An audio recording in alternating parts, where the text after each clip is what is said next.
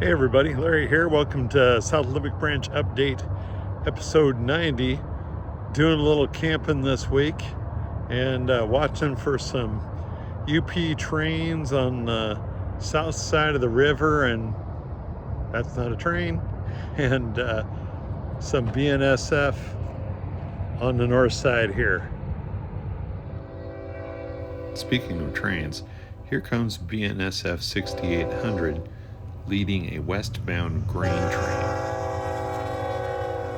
This train came by Horse Thief Lake at 5:35 in the morning on June 8th.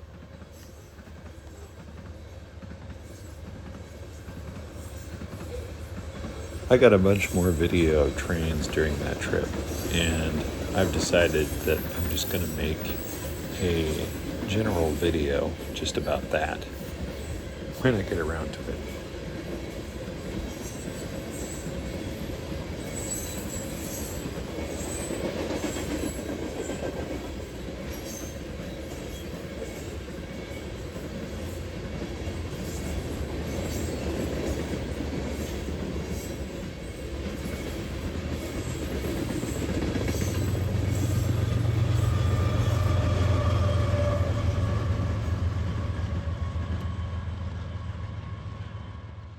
So I'm out here in the garage working on my Primo layout or modules, and I had goofed and left the Pico spring in the turnout on this module. So I'm going to kind of give you guys an idea how I would go in afterwards and try to remove the spring. All right, so I already got one side of this, and what you'll see is I'm going to try to get my knife underneath this metal tab right there. I wouldn't recommend doing this without eye protection, although I haven't had a problem so far. It doesn't mean you won't. Okay, so I'm bending this middle tab up, and the idea is then you can take the cover plate off the turnout, or at least you should be able to. This one doesn't want to come off. Now there it goes. And work the knife underneath it, get it out of there. Okay. All right, now we've got it out of there, and the spring is exposed. Then carefully take a little pair of pliers here and kind of pull it out from underneath. And see if I can get this into the camera so you can see it. I don't know if you can see there's a little piece of wire in there. That's the spring. Okay. So I'm likely going to throw that away because I don't see myself putting it back. And the reason why the light is changing so much is the thing you saw on my head in the last part of that video was my light. And I put this thing upside down. So let's try putting it on there, right? All right, so try to make the tie look as normal as possible. And get that back on there, okay? And then once it's back on there, I should be able to take a pick or pliers if you don't have a pick handy, or your fingernail maybe, and put that thing back in place. And the idea there being that it'll just, all this really does is make the tie look better. That's all you're really doing here. Okay, now my tortoise should actually drive this thing without me. There we go. Perfect. Okay, now turn off my light here. And that'll of course allows the tortoise to move the switch without, having to push it with my finger, because I had forgotten to take the stupid spring out of there to begin with. It's a lot easier to do that if you remove that spring from a turnout beforehand. This one is a example of a Pico switch that hasn't been modified. And, you know, of course, if you've used Pico, they have this kind of neat little spring tensioner thing. You can just manually click it back and forth. Some people really like having it that way. I like to drive mine with the tortoise. So anyway, there you go. So another thing I'm working on is the debarking piece for the lumber mill. And I have my magnetic clamps here. I got these adjustable ones by Process, and I'm trying to get the roof in position. These really come out of the box in a good spot. They usually have some kind of warping to them or something like that. And if we zoom in, like over here, I'll make the phone focus, you'll see there's a little bit of a gap there. So I think what I'm going to do is I'm going to work my way down, starting from this end. And I think I'm going to try using my extra thin Tamiya on this, which means I need to open the door and put on a vapor mask so I don't kill my sinuses. All right, so I got a delivery of a car that I ordered a number of months ago. Let's open this up and see what the Rapido gods have delivered to us today. This is a Bud Slumber Coach Northern Pacific number 328, car named Loch Ness. Not Loch Ness, but Loch Ness. Anyway, yeah, it's funny with all the passenger cars I have. I don't really have any ones that are silver-sided like this. I didn't even know the NP had any that were like this. So we're gonna open it up, pop it out of the shell, and take a look. Oh, that's interesting. They put a secondary coupler in there. I wonder what I'll have to read the manual. I'll also have to see where the wand goes to turn on the interior lights, I suppose. So that'd be pretty cool. The last NP passenger car I got had some really neat features to it. And the inside of it just looked fantastic. So here we are, out of the box. Shiny, right? Look at the end of it. All right, so I'm going to pause the video and I'm going to set this on the track. So it looks like the lights have come on.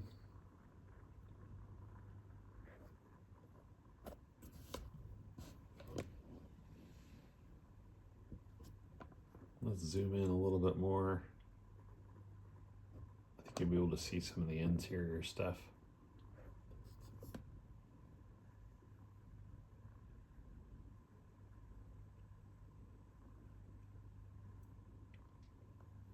That's a pretty good looking car. I've always been a fan of the cars that had snazzy paint schemes, but this silver one, the silver actually looks better than a lot of the other ones I've seen. Now maybe that's because this one's more expensive. I don't know. That is the way it works, isn't it?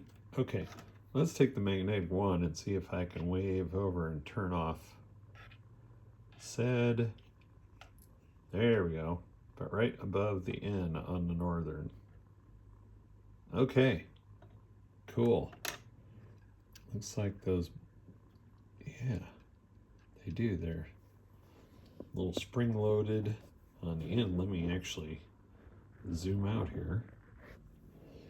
And I'll show you that's a little spring-loaded there.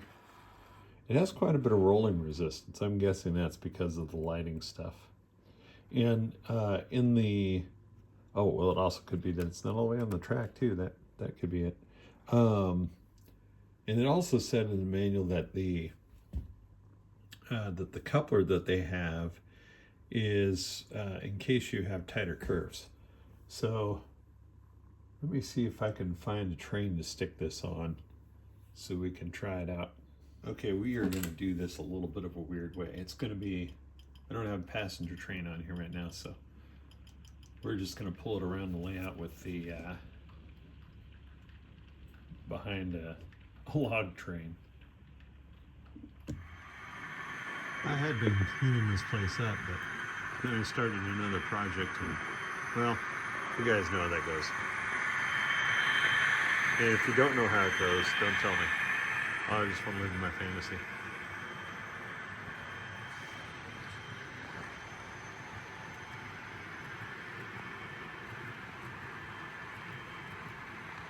It's a good thing this is a short train because I'm squatting to take this video, and I really am not that good at squatting.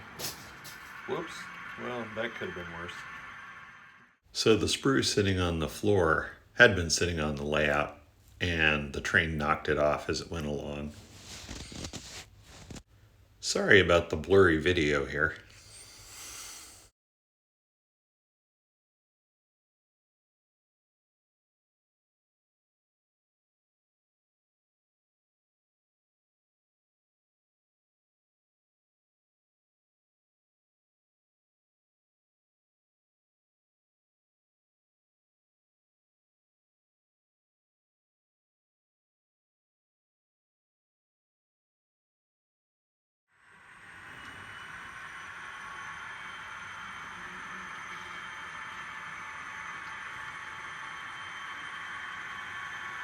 These units are scale trains, SD40s, and are beautiful engines. I'm sure I mentioned this in a previous video, but the log cars here were made by Walters a long time ago and are the best representation that was ever made of the Northern Pacific cars that went by my house as a kid. Those Northern Pacific cars were originally reefers, and the Northern Pacific took that off and put log bunks on them. I have glued down this 2mm foam sheet that I bought at Joann's to each side of the track.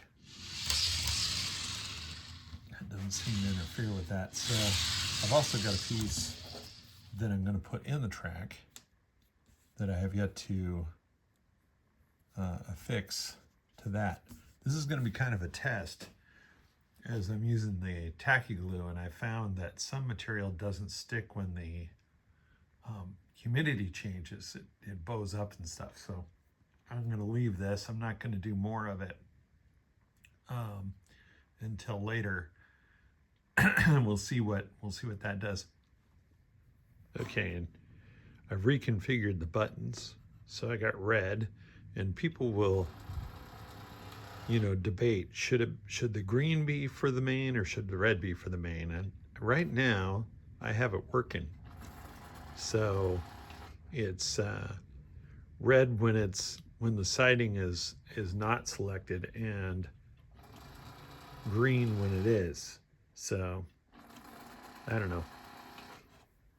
Like I said, that's debatable, but as long as it's my point is here, I want it to be clear, and so when a guy is operating on here, they'll be able to say, oh well, this button is the same as the one on the other side, which currently it is, and that it reacts the same way as the button on the other end of the module pair. So another thing I'm working on is the debarking piece for the lumber mill, and I have my magnetic clamps here. I got these adjustable ones by Process, and I'm trying to get the roof in position. These really come out of the box in a good spot. They usually have some kind of warping to them or something like that, and if we zoom in like over here, I'll make the phone focus, you'll see there's a little bit of a gap there. So I think what I'm going to do is I'm going to work my way down starting from this end, and I think I'm going to try using my extra thin Tamiya on this, which means I need to open the door and put on a vapor mask so I don't kill my sinuses. Okay, and I've reconfigured the buttons. So I got red, and people will, debate, should the green be for the main or should the red be for the main? And right now I have it working.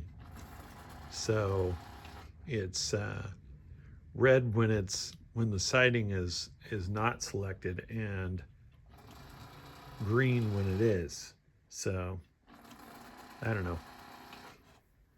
Like I said, that's debatable. But as long as it's my point is here, I want it to be clear, and so when a guy is operating on here, they'll be able to say, oh well, this button is the same as the one on the other side, which currently it is, and that it reacts the same way as the button on the other end of the module pair.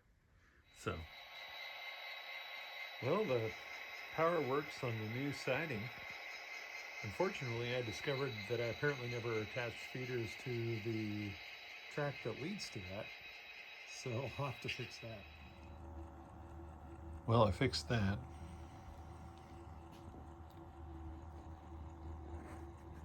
And with a couple other changes, we'll actually be able to switch this plant at the Fremo event next week. So I'd been thinking about installing a service station on the corner of this module. Down in Kalama, there is actually a service station there. It's not a Chevron or a Texaco or anything. It's like one of those commercial type things, which makes sense for the area. But I thought I'd see about something I actually have. And a number of years ago, I built this model, and it needs a little TLC, and we're still working on that. But I'd added some details to it, put some interior pieces in there, put some exterior pieces in there. There's some stuff inside which you can't really see right there. It'll work better when it's lit. And speaking of lighting, when I built this canopy, and I put some just plug holes for just plug lighting in there, and that's a just plug LED. There's probably 4 of them that goes in there, and those come up through the supports, and they'll come up in there, and they'll be on top there underneath a cover, which I'm probably going to make with this, but it is this old piece of artist illustration board is kind of warped, so I don't know if I'm going to leave that on there or do something else. Since I built that, I've got some other ideas that might work better.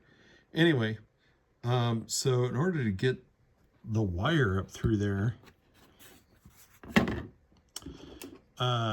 help feed that up there, I got this piece of tubing, and I'm going to take that piece of tubing and I stick it down through that till it gets all the way to the bottom. And then underneath the module, I've got that sticking out from one of the supports down here. And I'm just going to tuck the end of one of these just plug lights right into it and then feed it back up through there. That's just snug enough that it holds it for me to get it up through the hole there. So let's see if I can do this at the same time. Oh, nope, I'm going to have to try again. Okay, let's see. I think this is Plastric 90604, in case you guys were wondering. And there it is. I've got that wire up there. So now I can just pull it out of there. And years ago when I built this, I took this evergreen styrene angle and I glued it to the piece at the top here to create a holder for that wire where I could put that right above a hole in the canopy. Okay, so let's take a little look. I think that works pretty good. Still need to fix the top, but it definitely adds a dimension to this thing. So I basically figured out where I want the main building for Chemtrade to sit, and I glued down some foam core pieces, which haven't quite dried yet, to the surface of the module, so that I can later lift that up, because they're just there to kind of block it in place. And at some point, you know, if I get this building to be complete enough, maybe I'll consider actually gluing the building to those. But for now, it will just keep the building from moving around when it's in transit. Okay, I decided to take a chance and buy some new 1mm soft black foam sheet off of Amazon. I got this for like $8, and I was able to take some of that and cut it and lay it in between the chemical building and the track, and I'll have to come back and see about weathering that. And then I also put some over here, and I took my gas station garage piece here, and I set it on top of it, and then I traced around it with my X-Acto, and I think that worked out pretty darn well. I'm pretty happy with it. Then I took some of the Aliens tacky glue, and I just glued that down. Now I've got a couple of marks on here that I'm going to use for drilling holes, because I want to put some of the light. I want to put a couple lights in this building. Don't know that I'm going to get that done before my trip. Around the gas pumps, I want to use some more of this foam if I can. I'm going to look and see if I can get some from them in a light gray color. If I can, that'll be really cool. I think that would make putting quote unquote cement pads around the gas pumps pretty easy. So this looks better in person, and I'm not done with it yet, but I took some of the foam, put it down there, and then some of that same black foam, and then I took some pan pastels,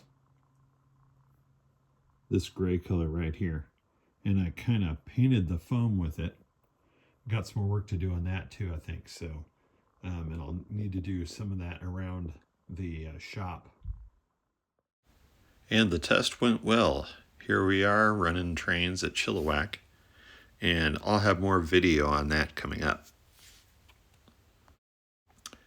In the meantime, thanks for joining me for episode 90. Hope you all have fun out there and take care. Bye-bye.